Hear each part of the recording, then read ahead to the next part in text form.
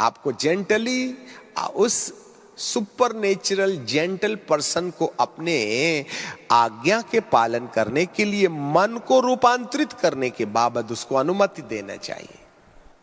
इसलिए तो लिखा, हम कहते हैं प्रार्थना के अंत में, अब हमारे परमेश्वर का अनुग्रह, प्रभु यीशु मसीह का प्यार और पवित्र आत्मा की सह का मतलब होता है बराबर की भागीदारी। तो पवित्र आत्मा को तो आपने हाथ पैर बांध करके अंदर रखा है, मात्र अन्य भाषा को इस्तेमाल करते हैं आप, उसको बोलो ना, पत्नी को मैं प्यार नहीं कर सकता, जो करना है आप कर लो, मैं पत्नी को प्यार नहीं कर सकता। हे पवित्र आत्मा, यदि आप मुझे पत्नी को प्यार करने के लिए मेरा मन बदल करके ईश्वरीय प्यार से भर दें, तो आपने शादी के वक्त भी जितना प्यार पत्नी से नहीं किया था आज करने लगिएगा। क्योंकि पवित्र आत्मा सहायता देगा कि आप अपनी पत्नी को प्यार करें। मैं आपसे प्रार्थना, जब हम छोटे थे तो हमारे मामा पापा ने हमें बहुत अच्छी प्रार्थना सिखाई थी। आजकल के मामा पापा आए हैं या नहीं सिखाए हैं, इसके बारे में कहा नहीं जा सकता है। उन्होंने हमें सिखाया था कि हम जब सुबह उठते थे, शाम को करीबन 5 बार हम प्रार्थना किया करते थे। हर प्रार्थना में हमारी ये बात थी, हे प्रभु, आपने हमको अच्छे मामा पापा दिए, हम आपका धन्यवाद देते हैं। आप में से कितने जवान हैं जिन्होंने अपने मामा पापा के लिए धन्यवाद दिया? आज विश्व के 99% बच्चे अपने मामा पापा को कोसते हैं, श्राप देते हैं, डैड बोल देते हैं। जरा डैड को अंग्रेजी से हिंदी करो, मतलब मरा। हाय की अंग्रेजी हिंदी करो, श्रापित। आज 99% बच्चे धरती पर यदि किसी से नफरत करते हैं तो वह अपने पापा से और मां से, वे जानी दुश्मन है। आपको पैदा करके उन्होंने गलती किया। अंधकार की सत्ता युवाओं के ऊपर में भारी मात्रा में अधिकार रखती है। वो अपने मामा पापा से नफरत करते थे। हमारे कॉलोनी में जितने भी uncle aunty, hi aunty, hi uncle, hi पापा, हाय और love love love love love love. जैसे ही ओरिजिनल पापा मामा आए, दिमाग खराब, डैड आए रे, माथा खराब। सूरज तो उन्होंने न दिखाया था। बेटा, जिंदगी भर सोने के पलंग में घुमाइएगा ना, तो भी आप उनके कर्जे को अदा नहीं कर सकते हो, तो नफरत क्यों?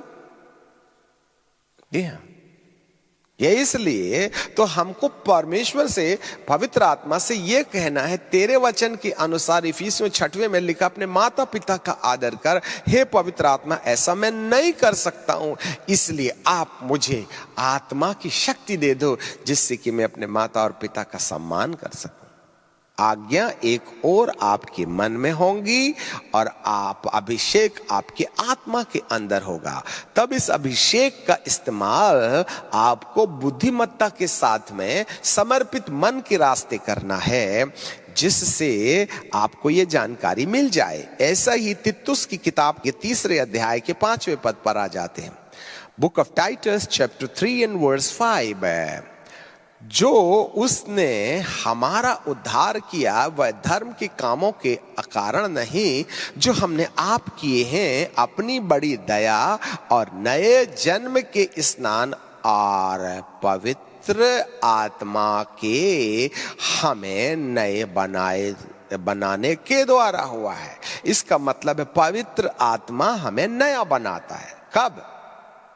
जब आप एक पर्टिकुलर विषय पर समर्पित मन में उससे निवेदन करेंगे कि मैं लोभ करता हूं, मुझे इस लोभ से आजादी दिलाओ, मैं पारदर्शी नहीं हूं, मुझे कुछ छुपाने की आदत है। We are not transparent towards our parents, towards our church, towards our friend. जिस पापा ने, तो बच्चा थोड़ा सा जब जवान होने लगता है तो कहता, पापा पापा पापा मेरे लिए ना एक अलग से कमरा बना दो, मैं स्टडी करूंगा। तो पापा अपनी ग्रेजुएटी के पैसे से निकाल के तुम्हारे लिए क्या करते हैं, कमरा बना देते हैं, और उस दरवाजे में आप सब अपनी फोटो वगैरह लगा लेते, और फिर उस दरवाजे में एक बोर्ड लगा देते हैं, नो एडमिशन विदाउट परमिशन। अरे जिस बाप ने ग्रेजुएटी से तुम्हारे लिए स्टडी रूम बनाया, अभी उसको घुसने के लिए नो एडमिशन विदाउट परमिशन, मतलब खटखटाइए तब आइए, तो आपको क्या लगता है आप खुला दरवाजा करके पढ़ते क्यों नहीं हो? दरवाजा को अंदर से क्लिक करके क्यों पढ़ते हो? जरूर कोई प्राइवेट बिजनेस चलता है तुम्हारा, इसलिए क्लिक किया है तुमने अंदर वाली कुंडी। क्यों पत्नी के सामने अपना मोबाइल रखने में शर्म आती है या दिक्कत होती है? क्यों? आज मैं हर एक हस्बैंड से पूछना चाहता हूं, कितने लोग बिना पासवर्ड डाले अपनी पत्नी को मोबाइल हैंडओवर करने को तैयार हैं जब आप बाथरूम जाते हैं? We are not transparent. इसका मतलब है जरूर कोई ना कोई बिजनेस है हमारा प्राइवेट।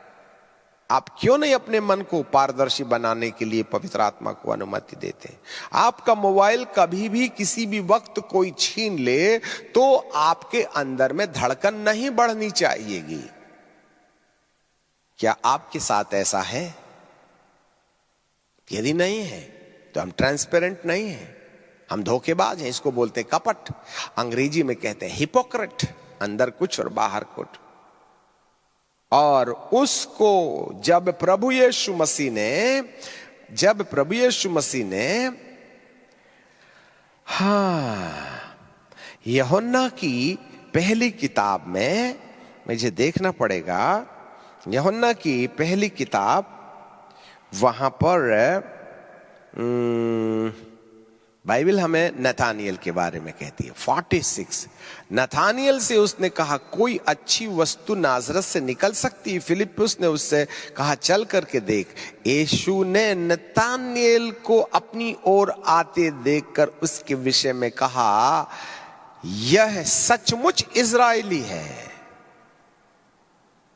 इसमें कपट नहीं है,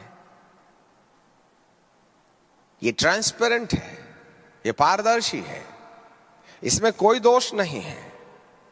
सच्चा विश्वासी वो है जो पारदर्शी है, कांच के समान, कुछ छुपाता नहीं, अंदर से कुंडी बंद करके कुछ नहीं करता, अपने मोबाइल में पासवर्ड नहीं डालता।